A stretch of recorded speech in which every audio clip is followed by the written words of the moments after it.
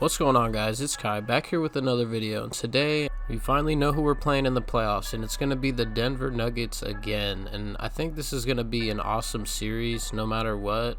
Even dating back to a couple years ago when we played them in the semis, that was an awesome series, went to 7 games. This series is obviously going to be a little bit different. They don't have Jamal Murray. He's not going to be playing. Also, they're going to be without Will Barton and PJ Dozier, who are both rotational players. Injuries are part of the game anyway. We're not gonna, harp on that too much, but I don't think it's really gonna matter anyway. The Nuggets are a really great team. I think they have who's gonna win MVP this year. It's not even likely anymore. Jokic is gonna win it. They're not gonna give it to Chris Paul. They have the MVP of the league on their team. He's unstoppable. I don't think any one player in the league can really stop him. Maybe Embiid, but the problem is Jokic isn't a traditional center. He can do everything. But let's quickly talk about how the Blazers are even going to play the Nuggets, because it was super unlikely to happen to begin with. It all comes down to the Clippers losing their game against the terrible Thunder, which was unlikely to happen, even if they were trying to lose to avoid the Lakers, because that's how the Clippers roll. We know that.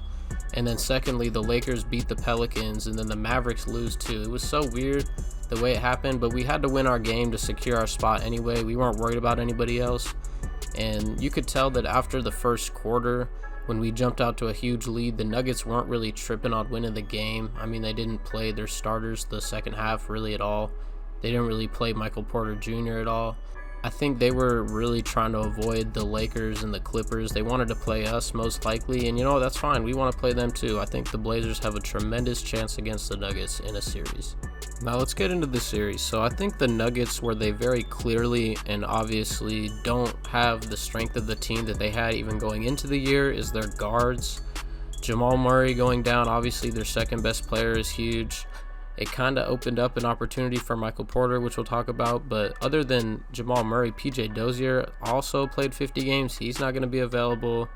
They also have Facu Campazzo, which is just one of those guys that doesn't look like he should be in the NBA, but he always makes plays.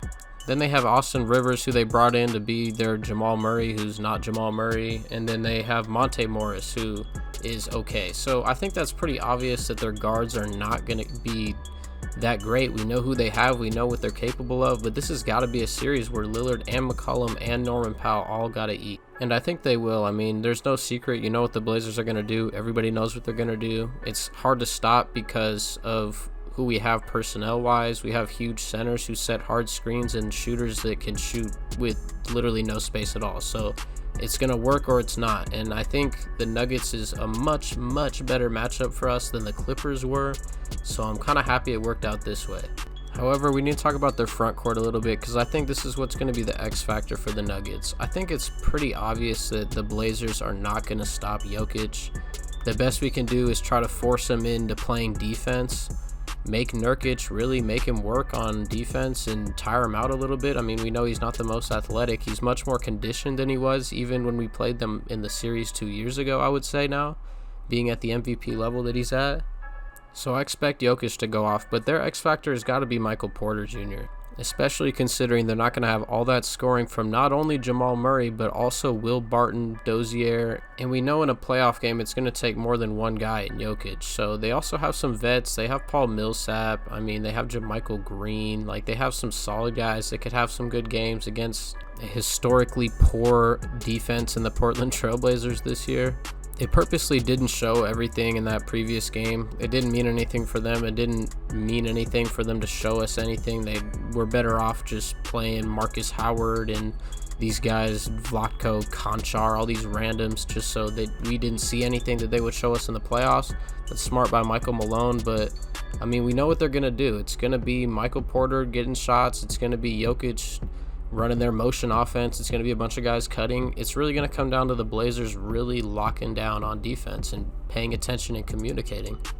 Now, for about the last month, in which we actually have done very well, I'm going to say that first, but Terry Stotts has cut the rotation down to 8 players, being the starting 5 of Lillard, McCollum, Powell, Covington, and Nurkic, and then Cantor, Carmelo, and Anthony Simons, and that's it. I really hope that he tries to fit in some minutes for Derrick Jones on Michael Porter, because I'm telling you right now, I don't care that Michael Porter is 6'10 and he shouldn't be that fast. He's going to go right past Robert Covington every time on an ISO. And if that's going to be our matchup for him, I don't really like that. I mean, if we're going to put Powell on him, I mean, that's a little better because he's got a really long wingspan, but Powell's 6'3". Michael Porter's 6'10". Is that even going to work? He can just shoot right over people. That could be a problem. Knowing Stott, CJ McCollum will probably take on Michael Porter, have a 7-inch disadvantage, and then just get shot over all game. We could probably expect Michael Porter to have like 35 game 1, and then maybe we'll try to put in Derrick Jones game 2. But regardless, I think this series is going to be really entertaining. If we're going to talk about the Blazers a little bit, I think Lillard and McCollum need to show up. Obviously, we've talked about that. It'll be really nice if we can get some wing scoring. We know that Carmelo's going to come off the bench and get his shots up. If he's going to be, really good for us off the bench, I think that can propel us. But if he's not, it's really going to come down to Covington, and it's going to come down to Norman Powell. When we traded Gary Trent for Norman Powell, I was a little bit worried.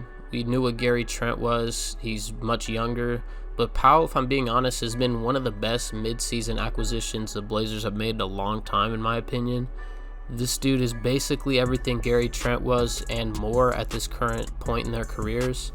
He's also a much better driver of the basketball, and everybody that's been a Raptors fan or is a Raptors fan, they've told me that he shows up in the playoffs, and that, especially in playoff basketball, we've seen problems in the past with the Blazers being a jump shot heavy team, having problems in the playoffs, not getting foul calls or not shooting free throws or getting to the rim enough. But Norman Powell's a guy that's going to come in and really show off his differences in play style. I mean, he's a tremendous shooter of the basketball. We've seen that. Open looks in the corner, he's money. I've seen that with my own eyes. I mean, he's just an awesome corner three-point shooter. But he's really good at driving the basketball, especially with the right hand. He's good at getting fouls. He's good at driving, getting contact, even dunking on people. He's the exact kind of play style that we've been missing before that is going to really help in the playoffs. Robert Covington's also a guy that I hope can show us some things. I'm not exactly relying on it. I think he'll probably have games where he doesn't score more than 6 points, kind of thing that we had with Al-Farouq Aminu and Harkless, but his defense is so much better, it'll be worth it. That's all I got today. If you guys enjoyed the video, made it all the way end, I really appreciate you. Leave a like, comment, and subscribe, and I'll see you guys in the next video.